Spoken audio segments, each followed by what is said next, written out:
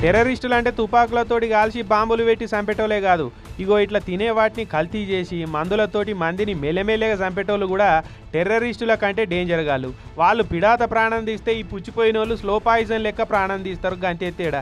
లేకుంటే చెప్పురి, మామిడికాయలు పండ్లు కాకముందే అంగట్లకు తెచ్చి వీటిని అగో మగ్గ పెట్టేటందుకు పసుపు రంగుల మంచిగా నిగనిగలాడేటట్టు కనిపిస్తేందుకు ఇగో పండ్ల మధ్యలో కార్బైడ్ కెమికల్ వేసి మగ్గ పెడుతున్నారు ఇట్లా.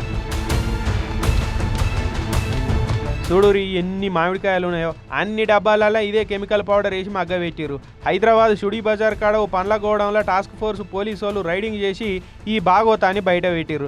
నిన్న పొద్దుగాలనే సిపి సజ్జనార్ సార్ కూడా మామిడి పండ్లు కొనేటప్పుడు జాగ్రత్త ఉండురి, కార్బైడ్ వేసి జల్దీ మగ్గ పెట్టిన పండ్లే ఎక్కువ అమ్ముతున్నారు అంగట్ల, మామిడి పండ్లను సహజంగా కాకుండా మందులేసి మగ్గ పెడితే కఠిన చర్యలు తీసుకుంటామని వార్నింగ్ ఇచ్చిరు. ఇక సార్ ఆర్డర్స్ తోటి సిటీ పోలీసు వాళ్ళు పండ్ల గోడౌన్లలో పోయి చెకింగులు చేసిరు.